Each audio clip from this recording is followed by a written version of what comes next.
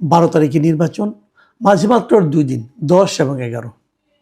11 হবে না, ধরেন 10 তারিখ, কারণ 11 তারিখে তো নির্বাচনী প্রচারণা বন্ধ হয়ে যাবে, 24 ঘন্টা আগে তো বন্ধ হয়ে যায়। তো সেই সময় তো আমরাও হয়তো তেমন কিছু কথা বলতে পারবো না, কারণ আমার এই কথা যদি কোনো না কোনো দলের পক্ষে অথবা বিপক্ষে যায়, সেটাও আসলে আইনগতভাবে ঠিক হবে না। তো সেই হিসেবে আমরা ধরতে পারি আর মাত্র 2 দিন, আজকে এবং আগামীকালকে আমরা কথা বলবো নির্বাচনের সম্ভাবনা নিয়ে, নির্বাচনে কে কেমন করতে পারে তা নিয়ে। আমি গতকালকে একটা প্রিডিকশনের মতো দিয়েছিলাম, সেটা আমি দুটো সোর্স থেকে পাওয়া প্রিডিকশন দিয়েছিলাম। আমরা বলেছিলাম, এটা নিয়ে অনেক আলোচনা হয়েছে, অনেকে দেখেছেন, অনেকে নানা রকম মন্তব্য করেছেন। তো এই ধরনের আলোচনা হতেই থাকবে, তারপরেও কিন্তু প্রিডিকশনে চলতে থাকবে। আপনারা মিলিয়ে নেবেন আপনাদের চিন্তার সঙ্গে। এটা কোনো ভিত্তি নেই, কিন্তু আমি আবারও বলছি, জরিপের কোনো ভিত্তি নেই, প্রিডিকশনের কোনো ভিত্তি নেই। যে যার যার মতো করে চিন্তা করেন এবং যার যার সোর্স থেকে তারা পান। ধরা যাক, কথার কথা আমি বলি, আমি বিভিন্ন জায়গার সঙ্গে লোকের সঙ্গে আলাপ করার চেষ্টা করছি। আমি এটা ফাইনাল প্রেডিকশনটা আগামীকালকে দেব, যে আমি নিজে কি মনে করি, যে মনে করার পেছনে আমি একটা দায়িত্ব নেব, যে এই দায়িত্বটা আমি দায়িত্ব নিয়ে মনে করছি। তো আজকে দেখেন শেষ দিকে বলে হয়তো, আজকে এই শহরে আমি দুটো জরিপ পেলাম, জনমত জরিপ পেলাম এই নির্বাচন নিয়ে, এবং দুটোই বেশ বড়ভাবে করেছে তারা, মানে অনেক লোকের মধ্যে এই জরিপটা করেছে। প্রথম যে জরিপটার কথা বলছি, দুটো আমি পত্রিকায় পেয়েছি, পত্রিকা থেকে আমি নিচ্ছি, মিডিয়া থেকে। এই প্রথম জরিপটা হলো eminence associates for social development, সংক্ষেপে EASD, এরা একটা জরিপ করেছে, এর নামে একটা সংস্থা। তারা 41,000 মানুষের মতামতের ভিত্তিতে এই জরিপটা পরিচালিত করেছে। 41,000 কিন্তু অনেক বিরাট সংখ্যা, এবং তারা দেশের বিভিন্ন জায়গায় জরিপটা করেছে, মানে একদম বিভিন্ন আপনার আসন ধরে ধরে ওখানে গিয়েছে, অনেকের সঙ্গে বিভিন্ন প্রক্রিয়াটা তারা বলেছে কীভাবে তারা প্রক্রিয়ায়িত করেছে, এবং তাদের যে প্রাপ্তিটা সেটাও তারা প্রকাশ করেছে। তাদের প্রাপ্তিতে বলা হয়েছে, যদি ভোটের হিসাবে হয়, যে প্রায় 66.3% ভোটার নাকি বিএনপিকে ভোট দিবে, এটা তাদের জরিপের ফল। আর এর বিপরীতে মাত্র 11.9% মানুষ ভোট দিবে জামাত ইসলামকে। এনসিপি 1.7%, জাতীয় পার্টি 4%, ওগুলি উল্লেখযোগ্য নয় আসলে। তাহলে কোথায় 66.3% আর কোথায় 11.9? ধরেন 11, 12ই ধরেন আপনি, কোথায় 66 আর কোথায় 12, কোনো তুলনা হয়, কোনো প্রতিদ্বন্দ্বিতা হয়, এরকম তাদের জরিপের ফল তারা পেয়েছে। এবং তারা নিশ্চয়ই দাবি করতে পারে, আমরা ধরেন 41,000 মানুষের মতামত নিয়েছি, এটা অনেকটা গ্রহণযোগ্য হতে পারে, এরকম তারা দাবি করতে পারে। এবং তারা এই ভোটের তো পার্থক্য এবং এর বিপরীতে যারা আসন সংখ্যা যখন ধরেছে, সেখানে তারা বিশাল পার্থক্য দেখিয়েছে। তাদের বিবেচনায় বিএনপি জোট পাবে 208টা আসন এবং জামায়াত জোট পেতে পারে 46টি আসন। অনেক পার্থক্য কিন্তু, আমি গতকাল যেটা বলেছিলাম তার চেয়ে অনেক বেশি পার্থক্য এটা। আচ্ছা, আমরা আরেকটা জরিপ, আমার জরিপটা নিয়ে পরে কথা বলি, আরেকটা জরিপ নিয়ে কথা বলি এখন। এই জরিপটা করেছেন International Institute of Law and Diplomacy, মানে IILD নামে একটা প্রতিষ্ঠান। এরাও অনেক লোকের উপর করেছেন, এবং এদেরটা আমার তো মনে হয় যে আগে যেটা আমরা বললাম EASD, তাদের চেয়েও বেশি সংখ্যক। EASD করেছিল 41,500 মানুষের মতামত নিয়ে, আর ওরা যেটা নতুন যেটা বললাম আমি, যে IILD, এরা জরিপ করেছে 63,115 জন ভোটারের উপর। 63,115 জন, মানে বিশাল ব্যাপার স্যাপার কিন্তু। এবং তারা গত 21শে জানুয়ারি থেকে 5ই ফেব্রুয়ারি, মানে এই 16 দিনের তারা এই জরিপটা পরিচালনা করেছে। 300টা সংসদীয় আসনেই তারা জরিপ চালিয়েছে, বিভিন্ন ইউনিয়ন ভাগ করে। এবং এখানে ফলাফল যেটা আছে, সেখানে কিন্তু তারা দেখিয়েছে যে একদম মানে নেক টু নেক ফাইট হবে। এরা ভোটের একটা হিসাব দিয়েছে। এই ভোটের হিসাবে তারা বলেছে যে দুই দলের মধ্যে, মানে দুইটা জোটের মধ্যে, বিএনপি এবং জামাতের জোটের মধ্যে একটা হাড্ডাহাড্ডি লড়াই হবে। বিএনপি জোট পেতে পারে 44.1% ভোট, আর অন্যদিকে জামায়াতে ইসলামের নেতৃত্বাধীন জোট যেটা আছে, তারা পেতে পারে 43.9% ভোট। এই তারা পেতে পারে বলে এদের ধারণা।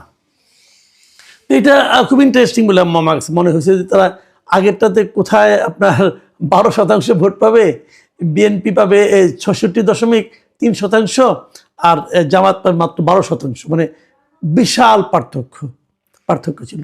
কিন্তু এখানে কিন্তু তা দেখানো হয় নাই। এরা বলছে পার্থক্যটা মানে 1% মতো, 44.1% আর এদিকে 43.9%, মানে ধরতে গেলে 0.2% কম জামাতের। কিন্তু এদের আবার আরেকটা জিনিস ইন্টারেস্টিং আছে, যে আসন বললাম যে আসন সংখ্যা তারা কিন্তু ওরকম স্পষ্ট করে বলেনি, কিন্তু তারা যে জিনিসটা বলেছে, যে কালকে আপনাদের মনে আছে আমি বলেছিলাম যে কতগুলি আসনে বিএনপি জিতবে শিওর সহজে, এবং কতগুলি আসনে জামাত জিততে পারে বলে আমি যে উল্লেখ করেছিলাম, এরা ওই ফর্মুলাই করেছে। এরা বলার চেষ্টা করেছে যে নিশ্চিতভাবে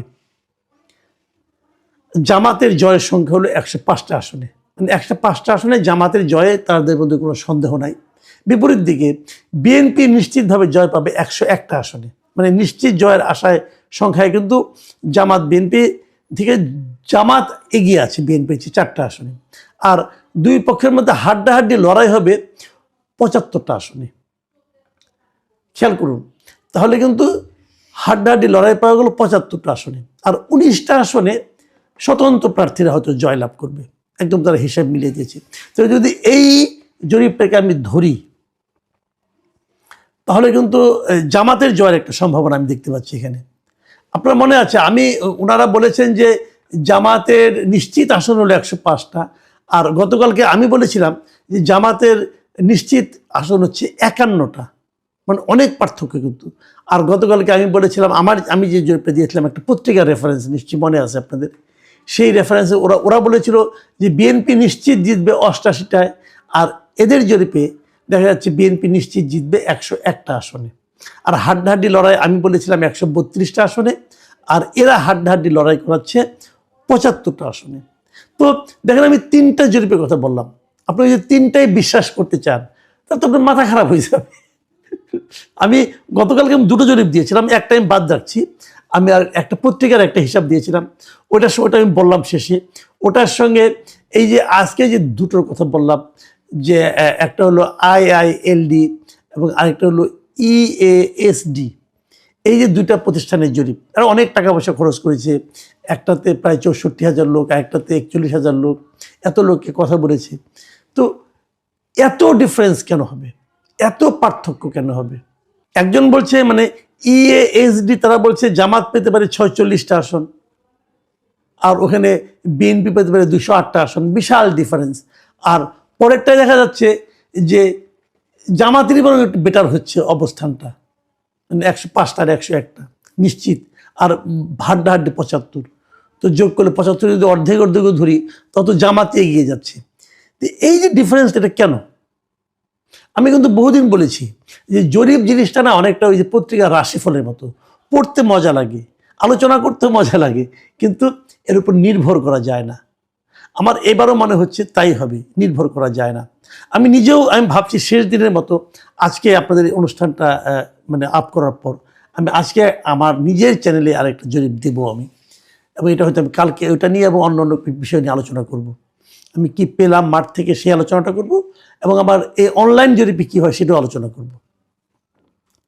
তো এই যে জরিপের এত পার্থক্যটা হচ্ছে, এখন এখানে কিন্তু অনেকে ভাবতে পারেন যে কোন প্ল্যাটফর্মে হচ্ছে এটা ইম্পর্টেন্ট, অথবা কারা করছে এটা ইম্পর্টেন্ট, কারোর দ্বারা প্রভাবিত হয়ে করছে কিনা এটাও একটা জরুরি ব্যাপার। অনেক সময় হয় না এরকম যে টাকার বিনিময়ে অনেকে জরিপ করে দেয়, বিশেষ একটা পার্টিকে একটু ভালো অবস্থানে দেখিয়ে দেওয়া, একটা হিউজ অ্যামাউন্টের টাকা তারা হয়তো অনেকে ব্যয় করে, সেটাও হতে পারে। কোন জরিপ কেন হয়েছে আমি বলতে পারবো না। তবে এই পর্যায়ে এসে আমি একটা কথা বলে শেষ করবো, সেটা হলো গিয়া নির্বাচন তো হয়ে যাবে, 12 তারিখে নির্বাচন হবে, তারপর কি হবে? তারপর কি হবে সেটা আমি আগেও বলেছি, আবারও বলি আরেকবার। সেটা হলো নির্বাচনের পর প্রথম যে সমস্যাটা হবে সেটা হলো নির্বাচনের ফল প্রকাশ নিয়ে একটা আলোচনা এরই মধ্যে আসছে। ইলেকশন ইঞ্জিনিয়ারিং কি হবে, এই আলোচনাটা আসতো না। এই আলোচনাটা আসার পেছনে মূলত যেটা কাজ করছে আমি মনে করি সেটা কাজ করছে এই তত্ত্বাবধায়ক সরকারের কিছু কর্মকাণ্ড।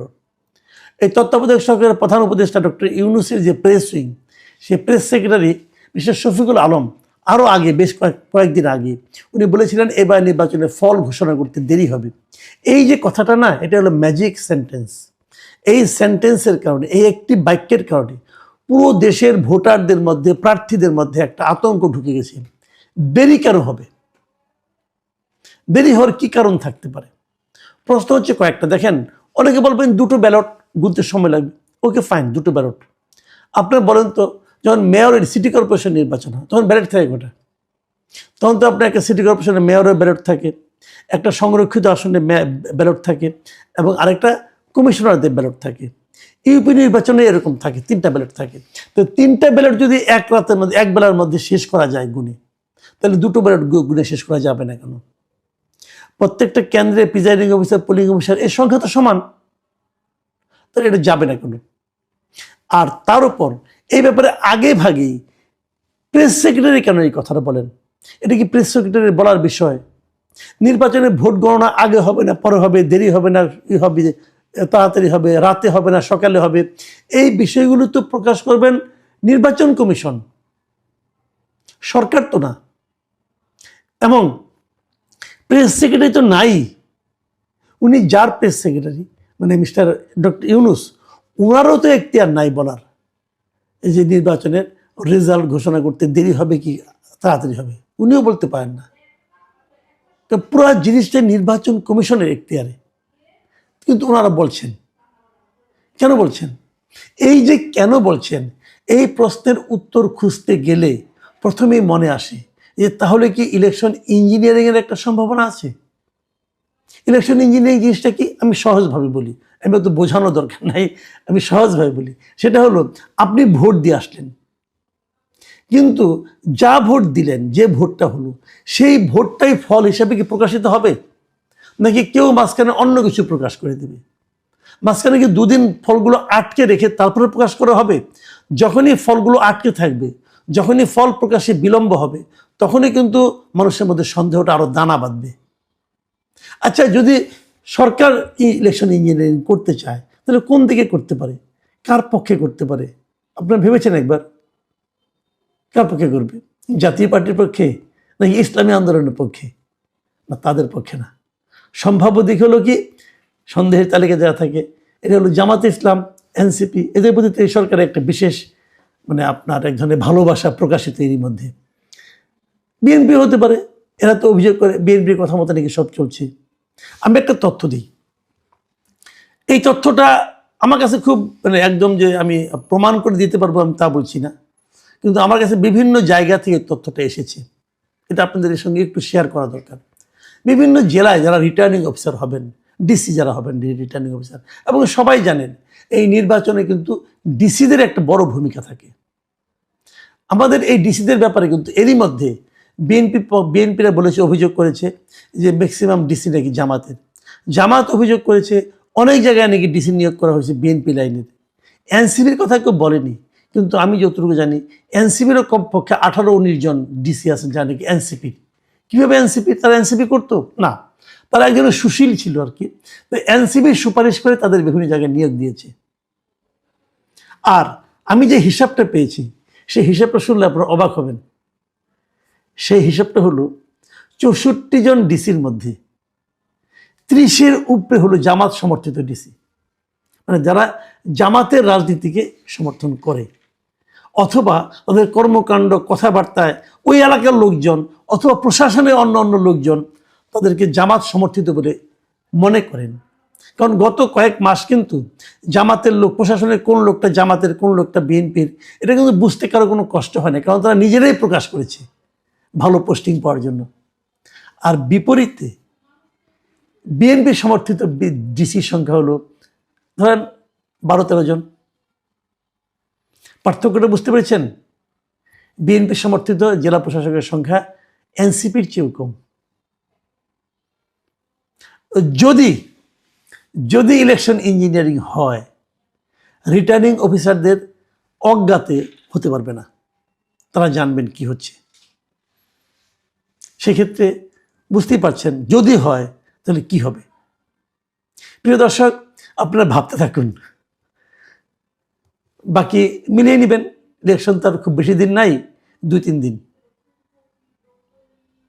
আল্লাহ হাফেজ।